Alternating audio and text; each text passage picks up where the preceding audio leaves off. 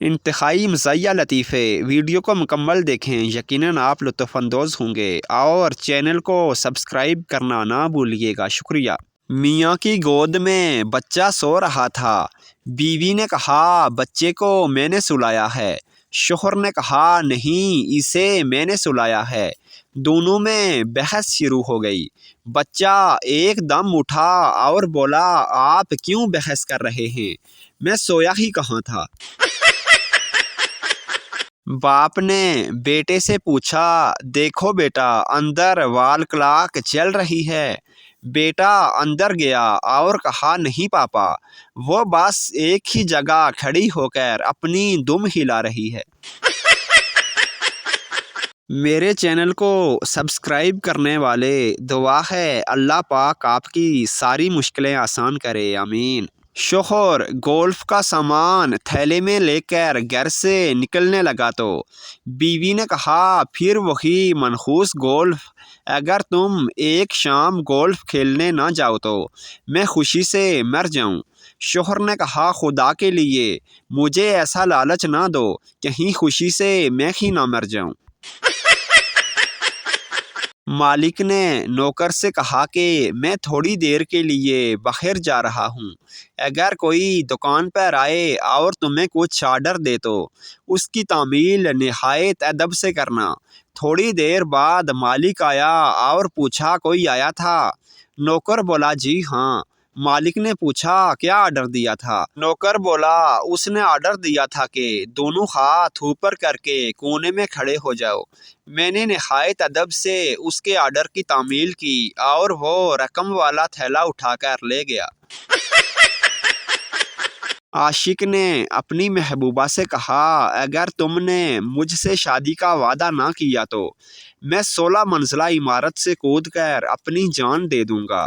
محبوبہ نے کہا لیکن شہر میں تو کوئی 16 منزلہ عمارت ہے ہی نہیں، سب سے اونچی عمارت تو 8 منزلہ ہے۔ عاشق نے کہا تو کیا ہوا، میں 2 بار کود جاؤں گا۔ ایک خاتون نے اپنے شوہر سے بیکاریوں کی شکایت کرتے ہوئے کہا آج کل بیکاری بڑے دھوکے باز ہو گئے ہیں۔ میں نے ایک اندھے فقیر کو 1 روپیہ دیا تو وہ کہنے لگا خدا آپ کا حسن سلامت رکھے۔ شوہر نے مسکرا کر کہا تب تو تمہیں اس کے اندھے ہونے پر شک نہیں کرنا چاہیے۔ رات گئے سپاہی نے ایک شرابی کو دیکھا جو ایک دیوار سے ٹیک لگائے کھڑا تھا۔ سپاہی نے اس سے پوچھا تم یہاں کھڑے کیا کر رہے ہو؟ شرابی بولا میں نے سنا ہے کہ زمین 24 گھنٹے میں اپنا چکر مکمل کرتی ہے، لہٰذا میں اپنے گھر کا انتظار کر رہا ہوں، بس وہ آنے ہی والا ہے۔ سپاہی نے حیرت سے پوچھا تمہیں کیسے پتہ چلا؟ شرابی نے کہا وہ دیکھو میرا پڑوسی جا رہا ہے۔ چینل کو سبسکرائب کرنا نہ بھولیے گا۔ ایک میراثی کی شادی ہوئی۔ شادی کی رات میراثی بے ہوش ہو گیا۔ جب ہوش میں آیا تو لوگوں نے پوچھا کیا ہوا تھا تمہیں؟